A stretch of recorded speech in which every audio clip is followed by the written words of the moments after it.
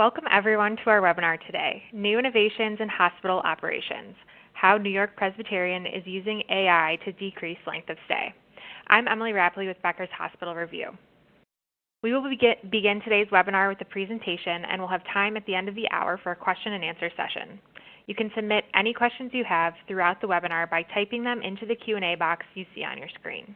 We look forward to hearing your questions. Today's session is being recorded and will be available after the event. You can use the same link you used to log into today's webinar to access the recording. At this time, it is now my pleasure to start today's webinar by introducing our presenters. Courtney Vose is the Vice President and Chief Nursing Officer of Nursing and Patient Care Services at New-York-Presbyterian Columbia University Medical Center, NYP Allen, and the NYP Ambulatory Care Network. She also holds the title of Clinical Instructor at the Columbia University School of Nursing. She received her Bachelor of Science in Nursing from Indiana University of Pennsylvania. She received her Master of Science in Nursing and became a certified registered nurse practitioner at Temple University. She has successfully completed the Penn State University Leadership Course and the Wharton Nursing Leaders Program at the University of Pennsylvania.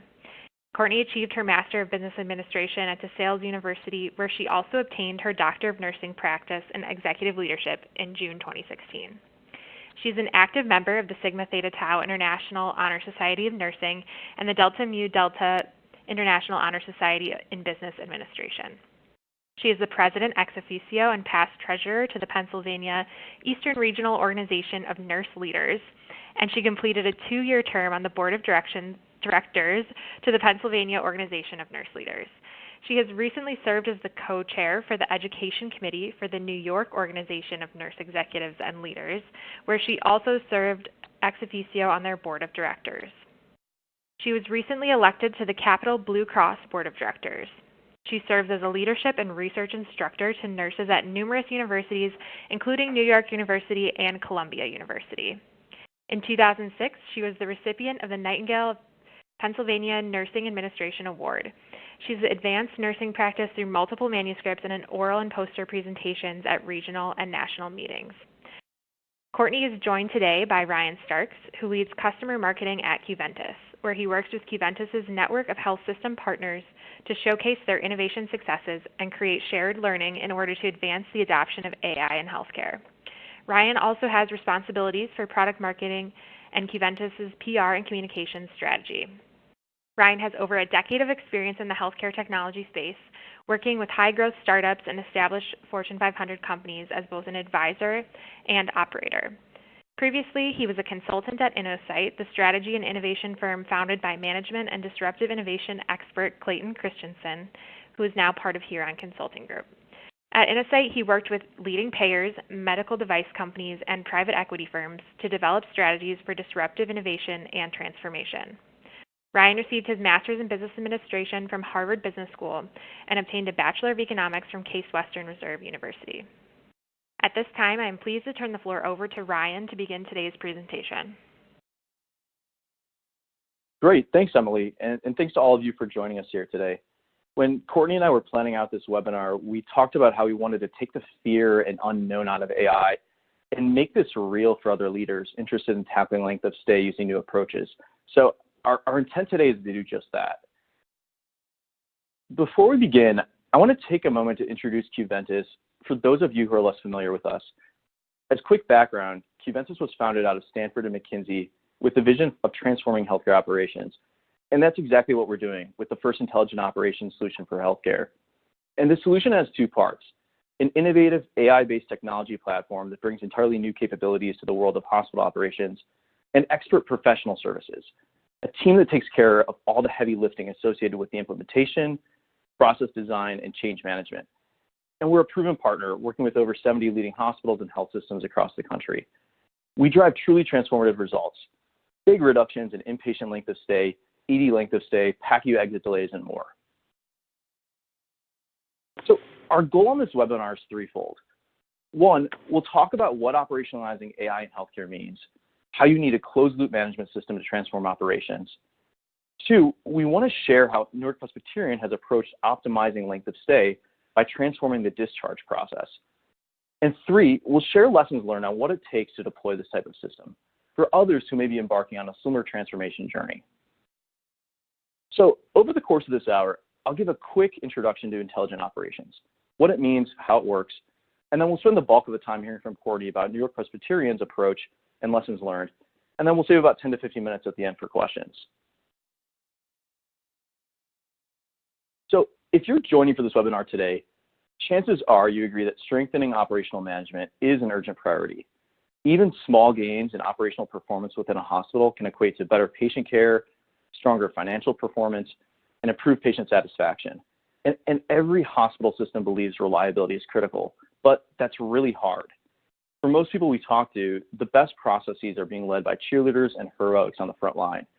And whenever there are consulting projects to address operations, initial gains often come back to the same place they started after just a short time. What we've heard time and again is that it often depends on having the best managers in place. But again, that's really hard to do all the time. The bottom line, these past approaches to improving hospital operations just aren't sufficient today. But the good news is that it doesn't actually have to be that way. Outside of healthcare, we've entered into the age of intelligence. New innovations are fundamentally changing other industries. These are innovations like artificial intelligence, which is impacting nearly every industry. It's the principles of behavioral psychology, which delight users and drive habit formation, keeping us glued to social media and other apps.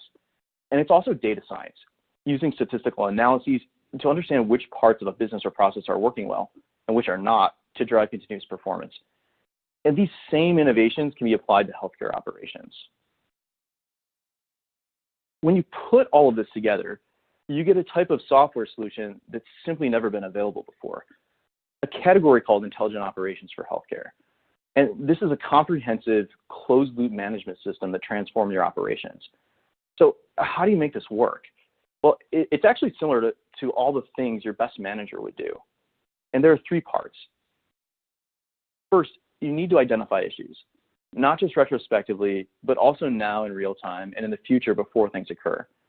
This requires things like real-time integration with your EMR and other systems, analytics, AI machine learning, and real-time identification and prediction, as well as situational awareness capabilities. But that's not enough. You also need to be able to orchestrate actions among frontline teams and ancillaries in an easier manner so that they know what to do next, decreasing their cognitive burden of all these operational decisions.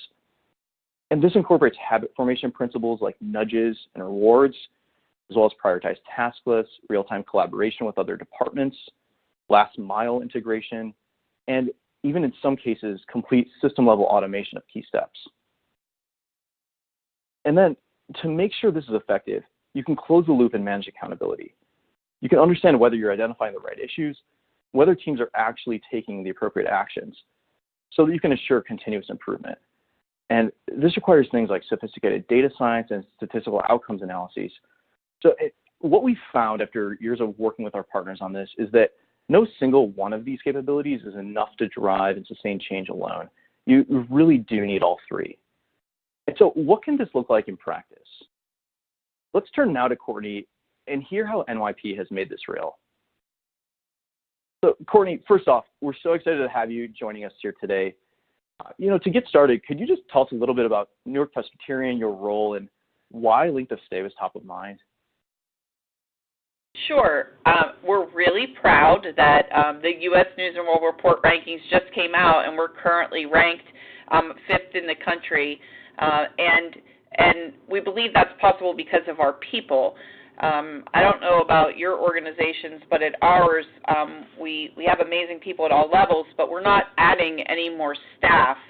And just to sort of amplify what Ryan said about managing accountability, it becomes a struggle because the initiatives come fast and furious, and in order to have accountability, you need to have a real handle on the data for all of the metrics that we're responsible for, and you need to be able to be sure that whatever processes you put in place to improve them, that they're actually being done the way they were designed, and that we're iterating when we're falling short, despite the fact that we've hardwired something.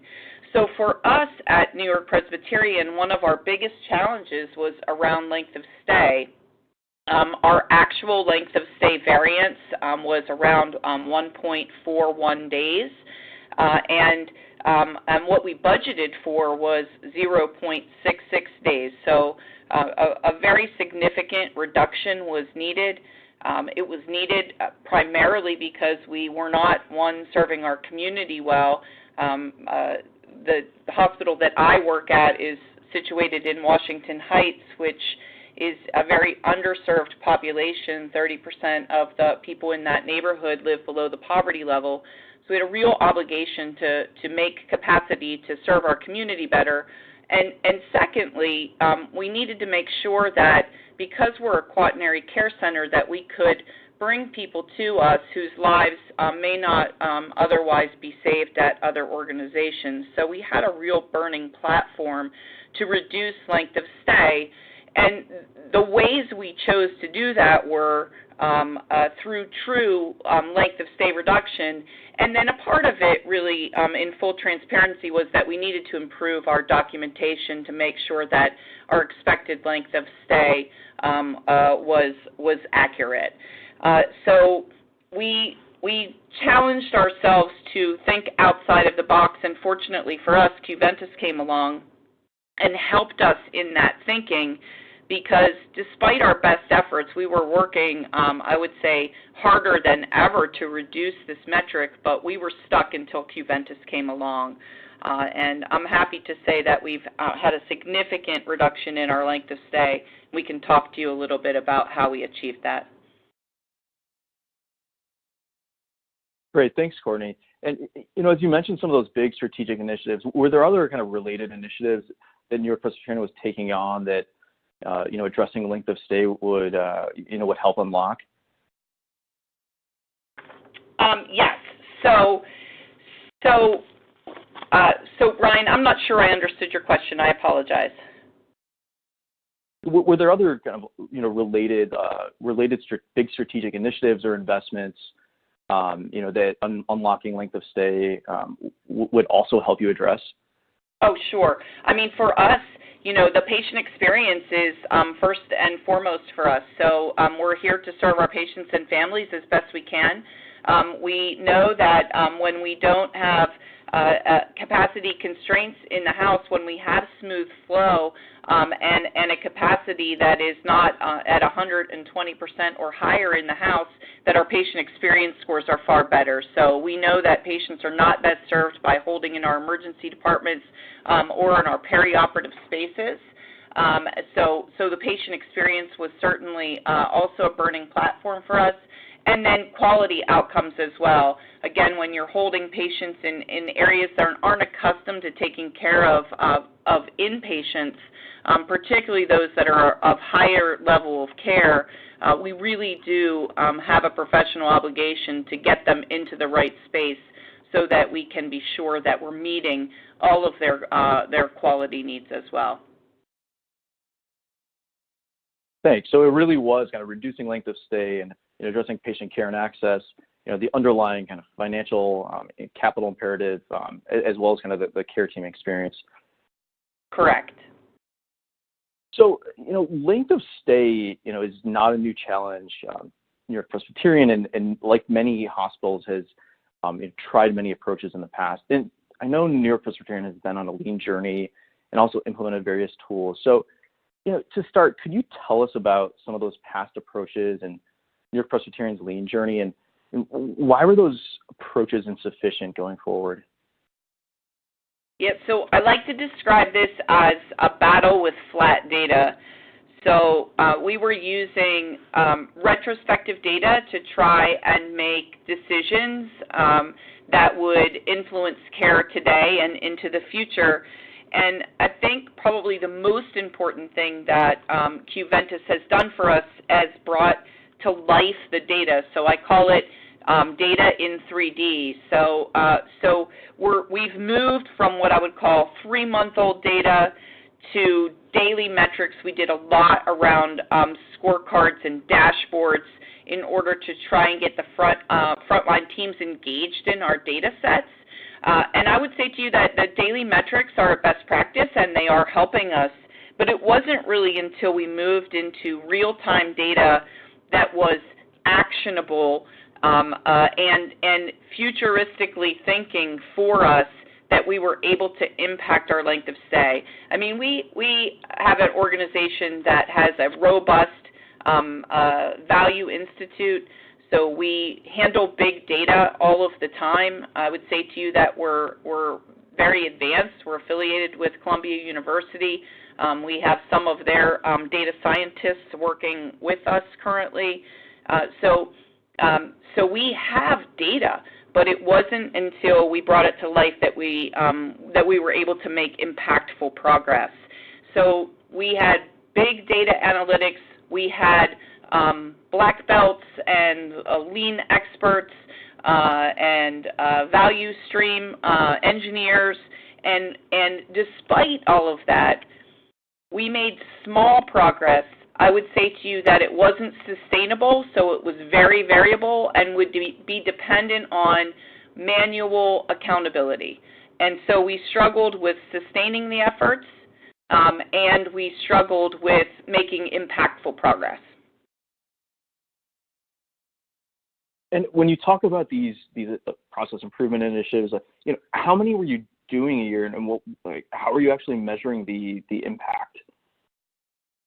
So I think probably every hospital on the line can relate that everyone has a length of stay reduction team who has probably at least 10 or 15 subgroups who are working on initiatives with various departments and disciplines, and so that was no different for us. I would say to you that we were working on probably between 10 and 15 initiatives every year.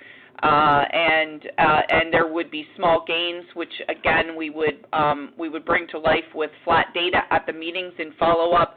We would iterate at times, but we were not having the impact that the effort should have gained us. And you also talked about the data science team that you have access to, and some of the great work that they're doing. And why was did New-York-Presbyterian try to do any of this kind of the real-time data data in-house, or why did teams find that challenging? Yeah, I think so Ryan, and you and I have talked about this, and I think for us we just said we're always going to be behind companies like Qventus in being able to produce intelligent data. You guys have been doing it now, and so what we said was we'd rather partner with somebody who's ahead of the curve and learn from what they're doing than try to reinvent it ourselves. I mean, our data analytics department has enough to do with all of the information that we do need to collect for outside organizations and to help keep our frontline engaged. I mean, the daily metrics that they're helping us with today are very important in keeping the staff sort of engaged in what direction we want them to be going in. But for the AI portion of this, they would never be able to catch up with where Qventus is. So we made a decision to partner to gain your intelligence, pun intended, and to be able to run faster. Great. So, I know when we started working together, York-Presbyterian had implemented interdisciplinary rounds, similar to many health systems trying to address length of stay and better address the discharge planning process. So, what were those like before, and how are teams managing discharge barriers? So we actually, one of our tactics that we had in place before we partnered with Qventus was that all of the senior leaders adopted a unit as we were trying to hardwire interdisciplinary rounds. And I would say to you that we ran into two major problems. One was that our purpose for interdisciplinary rounds was not defined well. So we had an ill-defined purpose, and it really was dependent on the practitioner who happened to be leading the rounds at the time.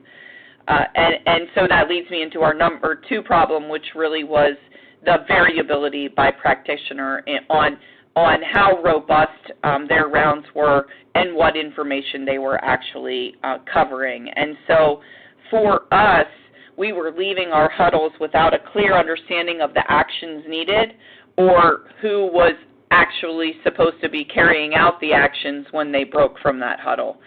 So I would say to you that there was no standard work, and they were highly variable, and we were not achieving the outcomes we were looking for. And Courtney, what were you seeing in terms of EDD compliance and how much of the process was actually being followed?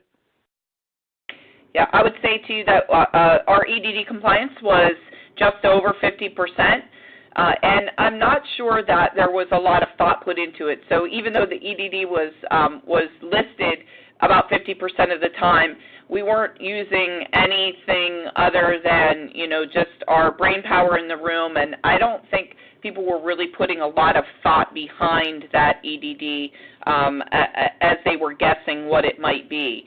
So we were about 50% compliant with that, and there was no accountability around it. So it was just a number that was dropped in, a date was dropped in, and we rarely understood how often were we hitting the right EDD, where were we falling short, and what information were we using to help us to establish the EDD. Thanks. So, as we started working together with the IDRs in setting up this true kind of closed-loop management system, starting with Identify, teams are now using the Pathfinder board. And, it might look like a patient list or EMR board, but it has that embedded intelligence to make the proactive discharge planning less reliant on always having that best care manager. So, for instance, if a patient's disposition to a SNF, it automatically prompts if a PT is needed. So creating kind of this visual tool. So, can you share, how has having this tool, changed the IDR process and shifted some of the priorities? I think first and foremost, it makes it very clear what our priority is when the team huddles. And we have made a conscious decision that our priority for interdisciplinary rounds is to move safely towards discharge. And so you can use your huddles to drive for many things, but for us, that's the number one priority. We have woven in some quality metrics as well, and some of them just improve by virtue of us getting people out of the hospital faster.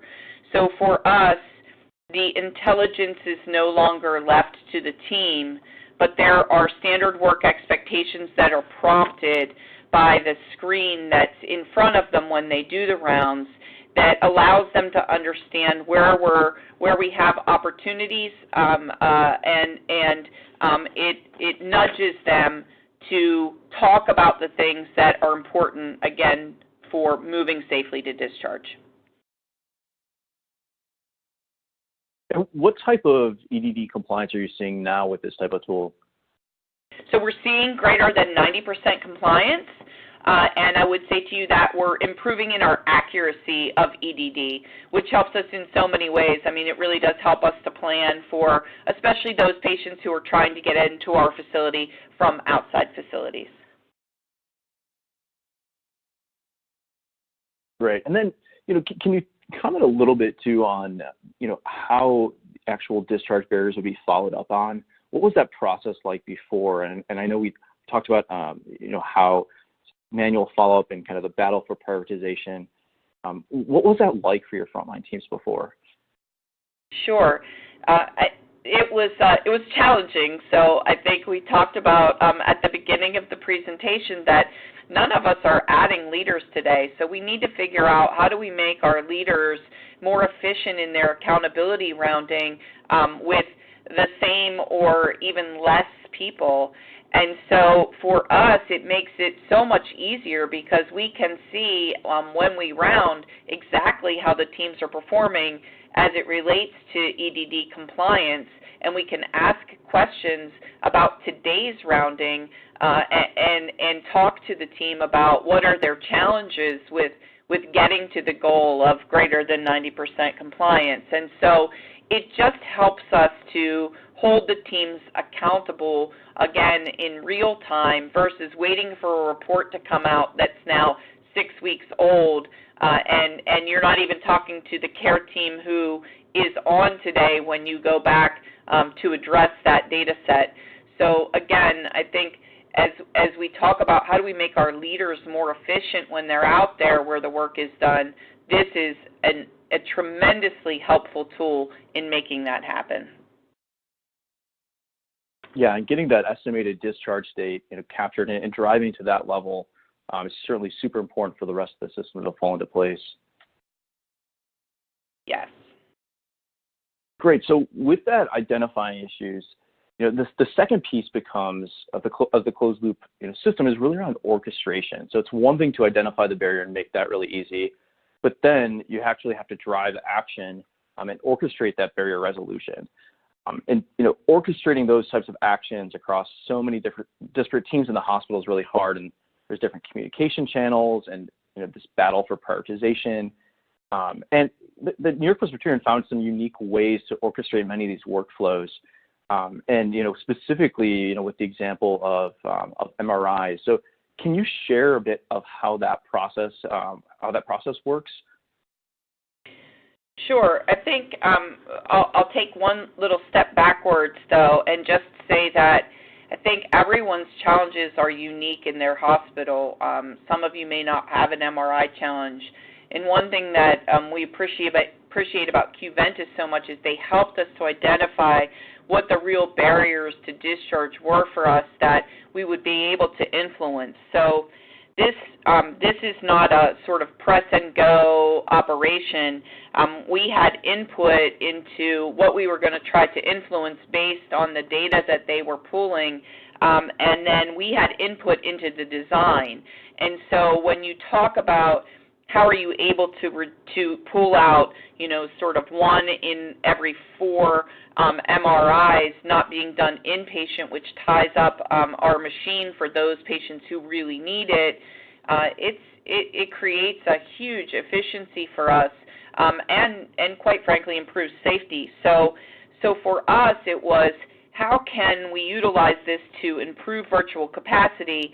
And so when you have nudges that come out to providers, and you'll see on the mobile device there an example of how this might work, when something comes forward and says somebody has a discharge planned and they have an MRI order, the clinician can then critically think and say, does that actually need to be done now, or has the patient's clinical status improved, and I can move that MRI to outpatient so that I can get my inpatient who really needs the study done either because they're the sickest patient, which is, always who we do first, or, closely followed by someone has a pending discharge.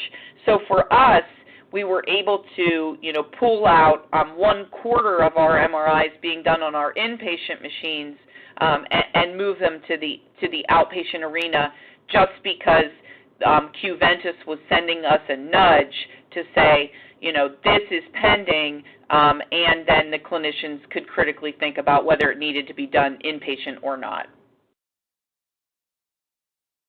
That's great. And can you share kind of how it's changed some of the culture and interactions between teams as well, like radiology and physicians, or and kind of the go-between with all these different types of orders? What does that feel like for the frontline teams today?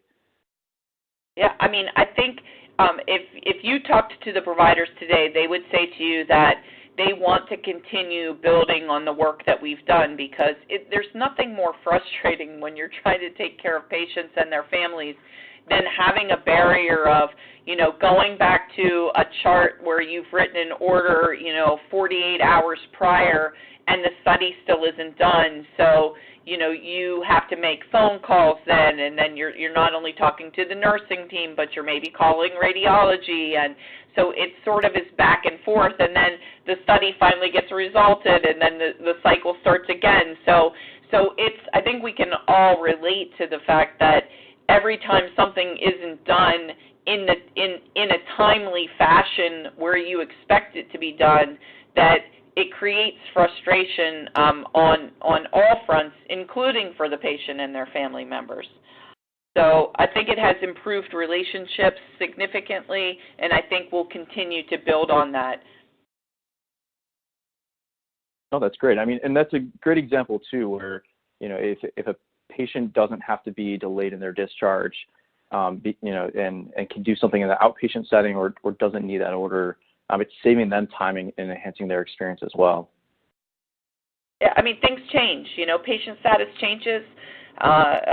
Family situations change, and priorities change. And I think for us, this allows us to be thoughtful about the prioritization really in real time versus writing an order, maybe not even circling back to it for 24 hours because we have other work in the day and we're transitioning maybe to a different care team at some point. So for us, it just keeps things at the forefront for us so that we can make intelligent decisions that are based on dynamic changes in our care environment and with our patients. Sure, and it's a constantly shifting environment too. Yes. Great.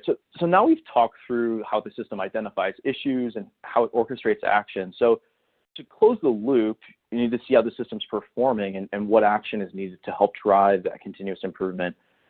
So coming back to the piece that you were touching on earlier about accountability, in this example kind of EDD compliance, you now have kind of more of a real-time way to look at EDD compliance data on the estimated discharge date. So can you share what it was like before when you were trying to monitor EDD? So, I mean, I imagine that every healthcare executive on this phone call gets data pushed across their desk in large amounts and for various things. And so what I would say to you is that if you have to do a deep dive into the data at all, it's probably not going to help you. And so for us, we're really trying to move to data that speaks to us about actions needed so that it allows us to concentrate where we're struggling and sort of recognize where we aren't. And so for this, when you get a snapshot of how units are performing, and you can look at it real time before you go out and round on a unit or before your directors or your managers go out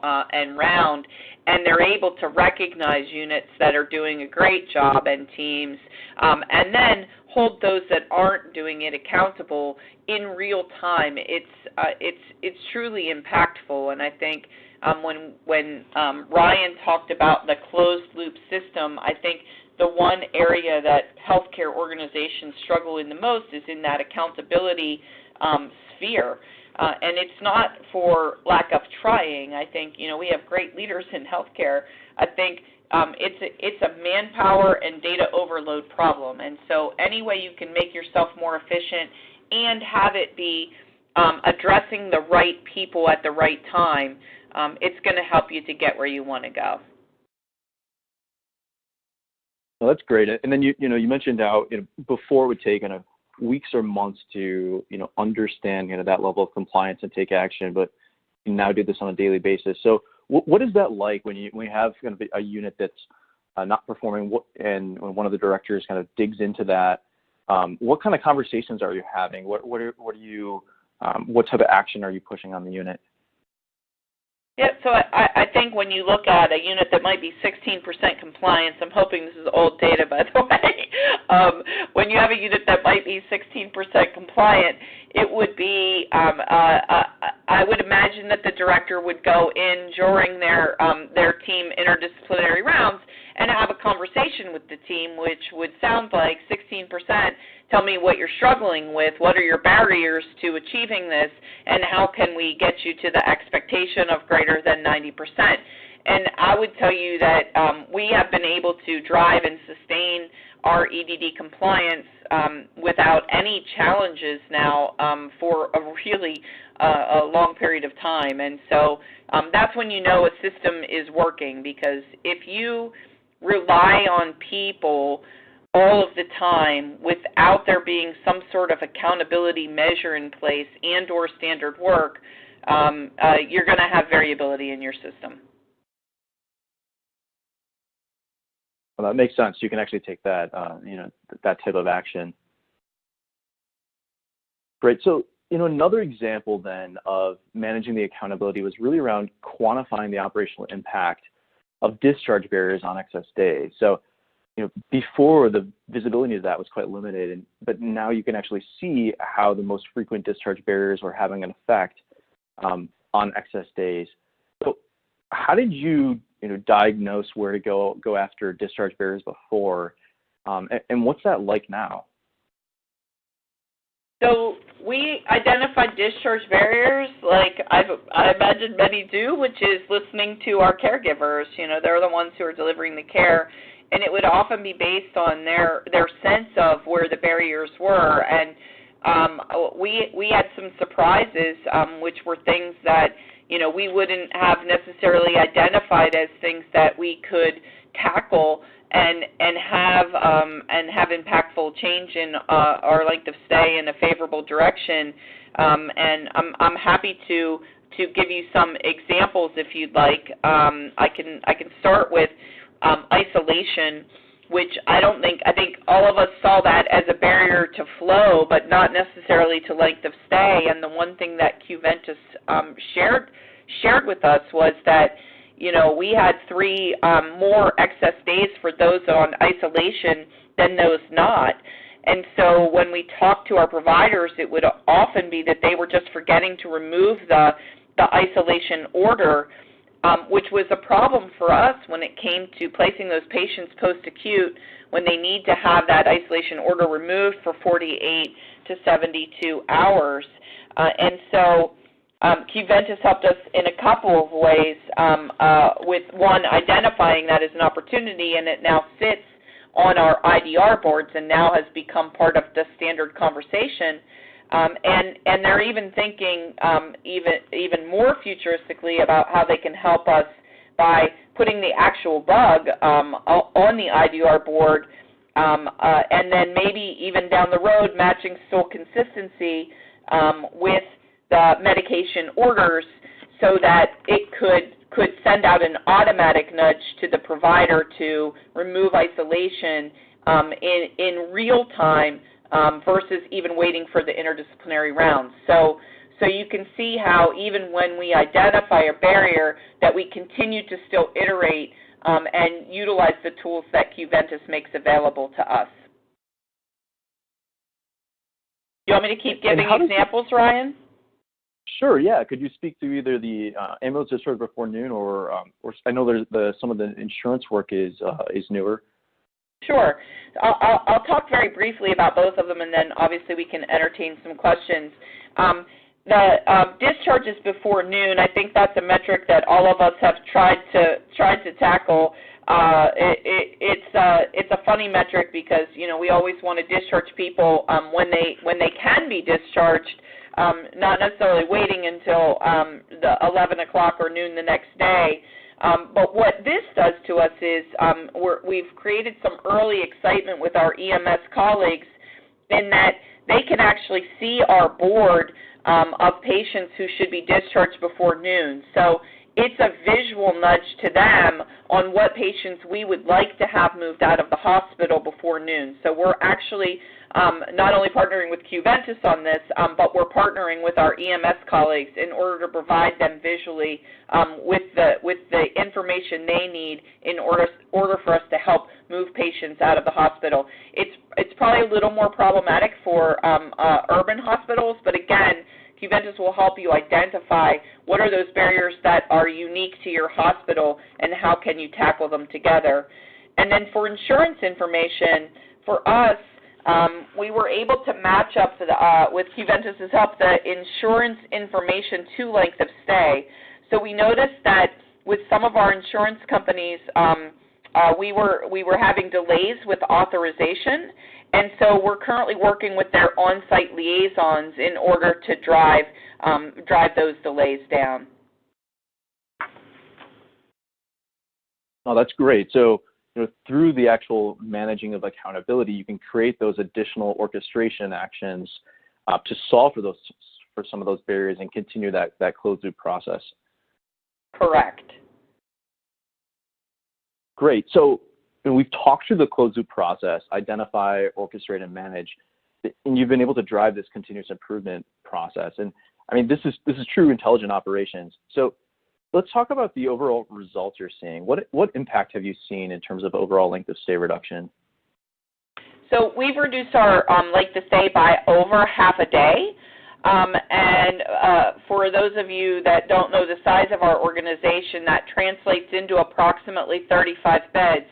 And so for us, especially building in New York City and Manhattan is very expensive. So anytime we can add an entire patient care unit without any capital construction, it's a good thing. And so through our work with Qventus, we've been able to decrease and sustain our length of stay by over half a day. And again, we were really stuck prior to them helping us despite our best efforts. Obviously, we have shifted, 1 in 3 or 4 MRIs outside of the hospital, and our EDD compliance remains greater than 90%. Those are the things that I would talk about from a return on investment perspective.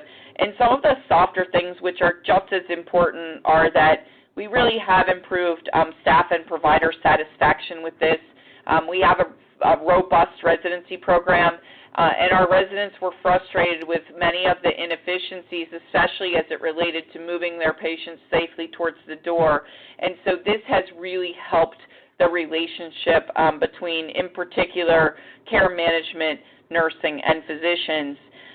Our leader engagement is, I don't think it's ever been higher. Obviously, there's been a multi-prong approach to that, but having data that, again, is not flat and that we're reacting to, but having data that is alive and helping us to do our jobs better has really helped with leader engagement, in particular as it pertains to holding staff accountable to expectations.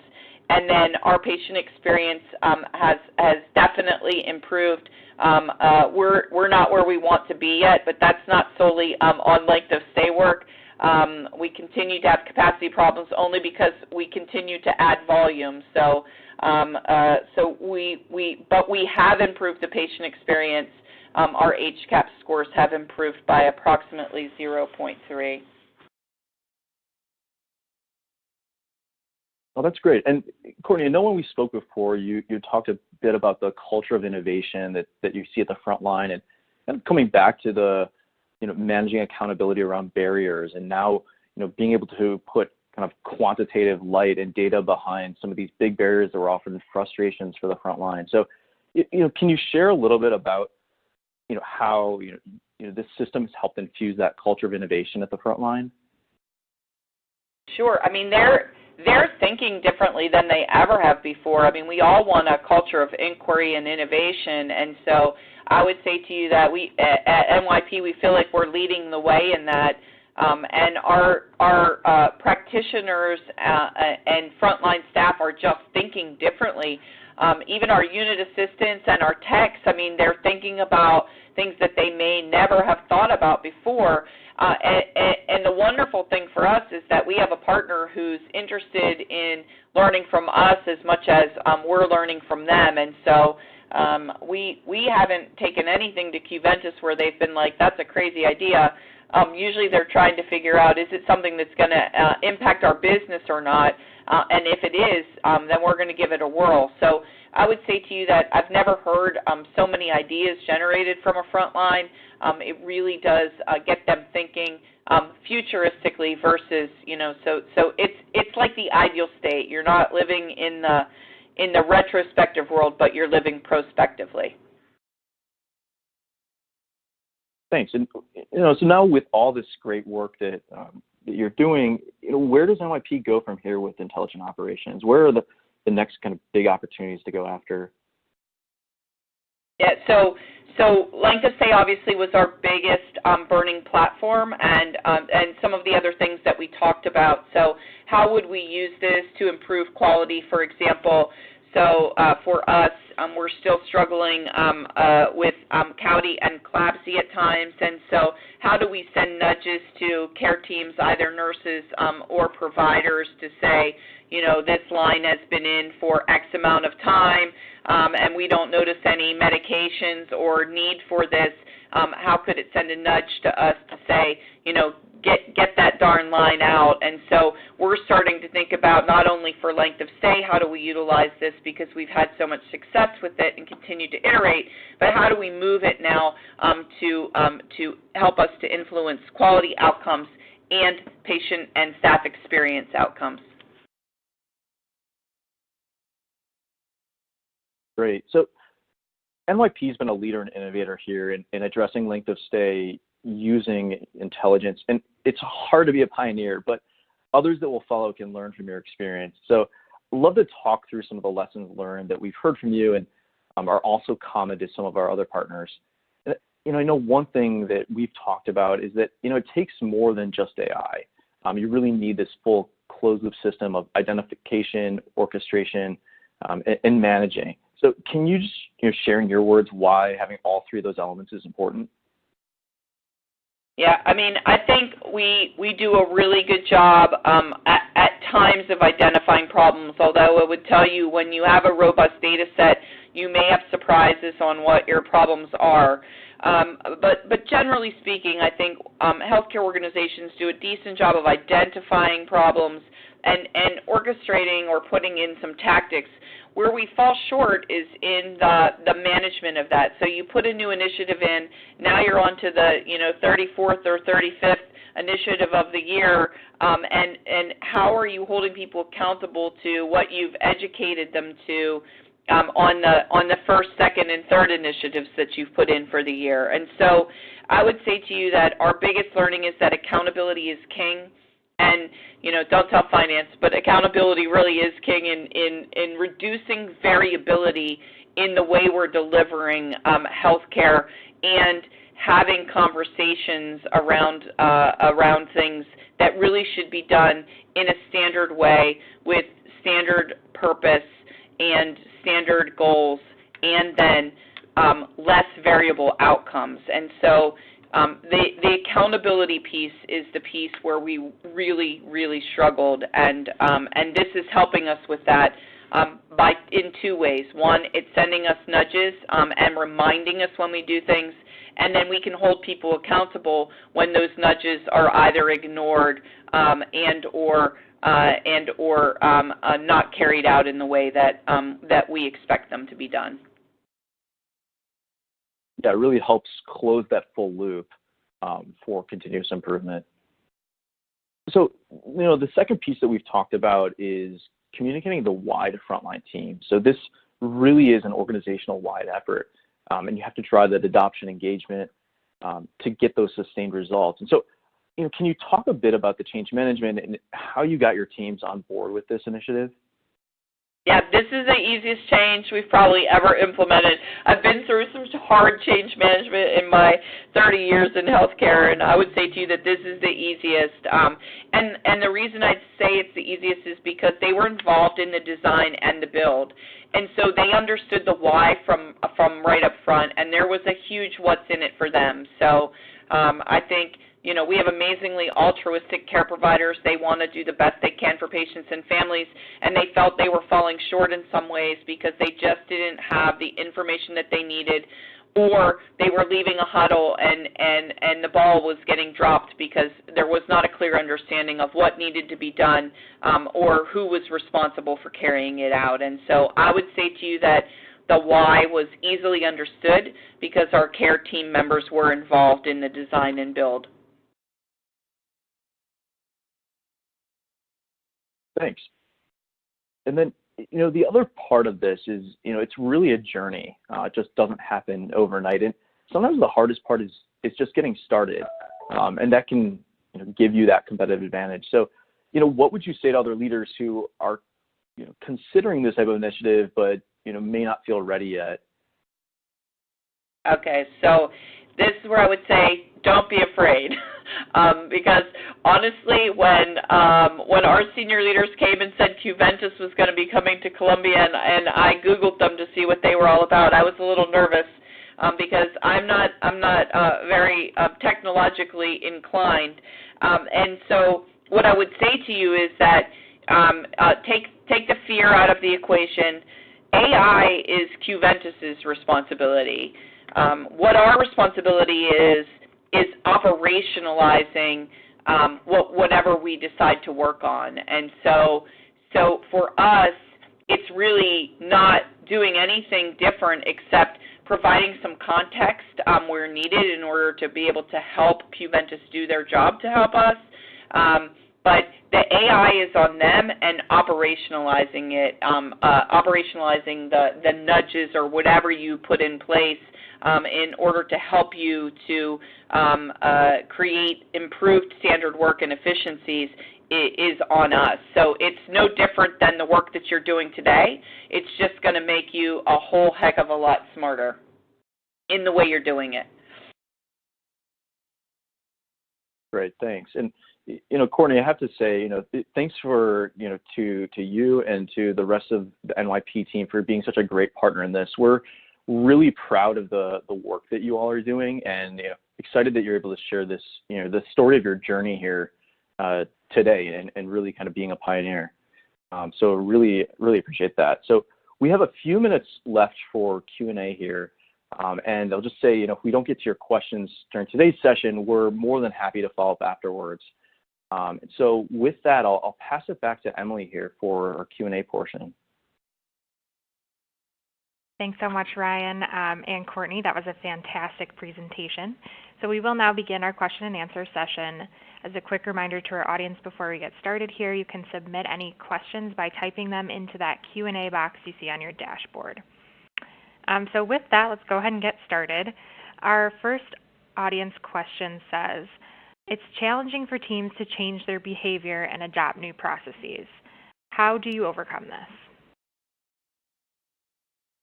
So sure, I can start with that. And I think about this on two levels, one at the programmatic level and then one at the individual level. And I think from a program perspective, it's really important that it's not just about the software. That's what we found as we pursued this mission. And you need a partner that has the technology, but also there's a lot of hands-on expertise needed to guide through the process, and understand the current context, setting up a governance structure around this, identifying the right way to deploy, and do some of that heavy lifting.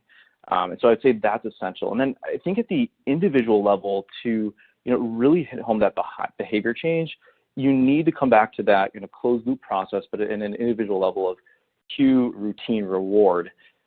Having all of those elements creates that behavior change that actually sticks. So, Courtney, what would you add? How did you drive your change with teams? You mentioned some of this before, but anything that you've seen at the individual level to make this really sticky? Yeah, I think when you're making progress, it's fun, and so people like to make progress, and so recognizing them for the progress that's being made only spawns more excitement around this. Again, they're involved in the build and design, which makes it, I feel like, very real to them. They feel like they have a voice in it. They're part of the change. And then the progress helps to spawn future innovative ideas and change. So I feel like, again, this was the easiest change that we've ever implemented.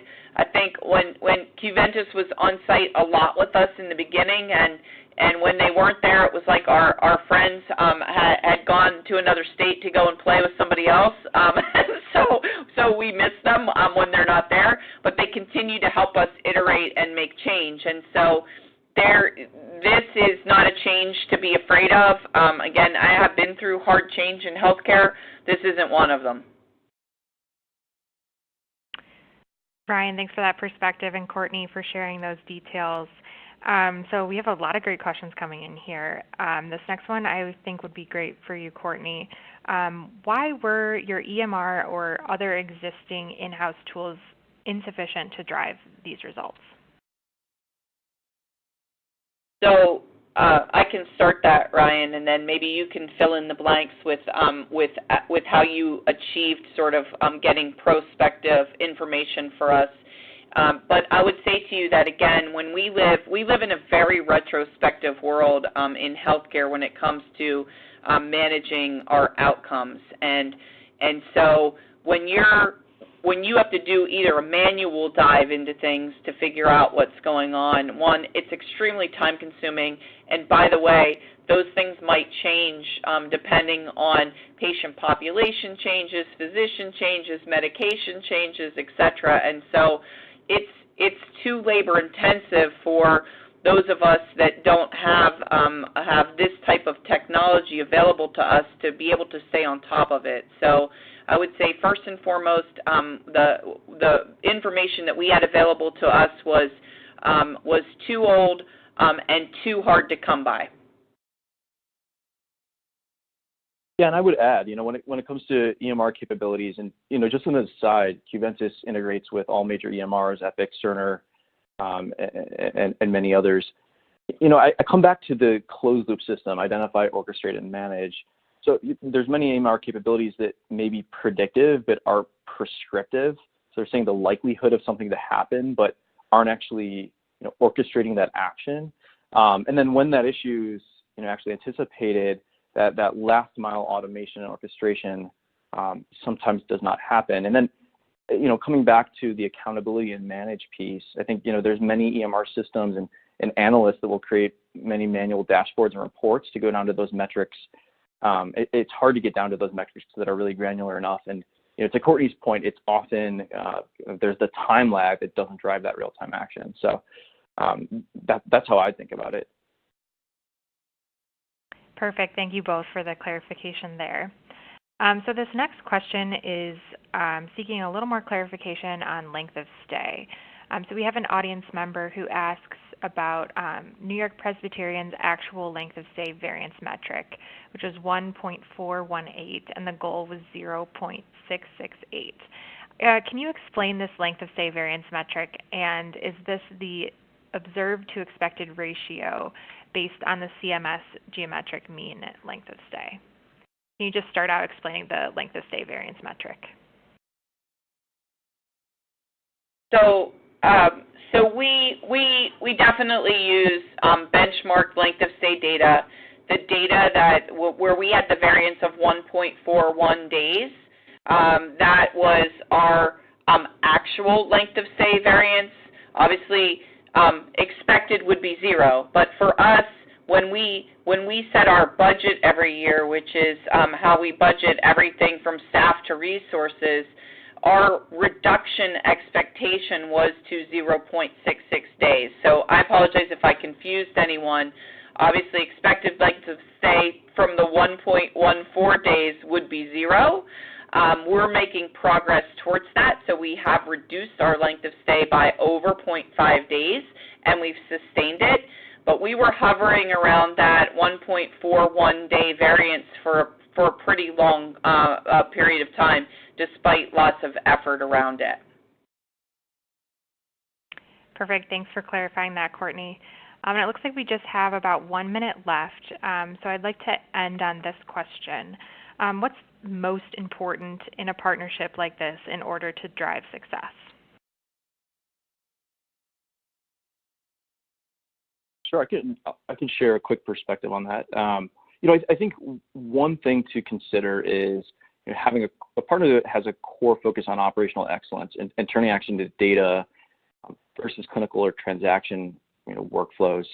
And really a partner that's focused on those end goals and outcomes. And then I think also kind of knowing what you're getting into going in. What is the full kind of cost of ownership there, and what's it going to take from a resourcing perspective? You need that to be integrated and know what that is going on. And then also, this space is constantly innovating. We're seeing that, our partners are seeing that. And so, working together to constantly stay ahead of the curve and continue with innovations is a key aspect that we found important in these partnerships. So, Courtney, anything you would add?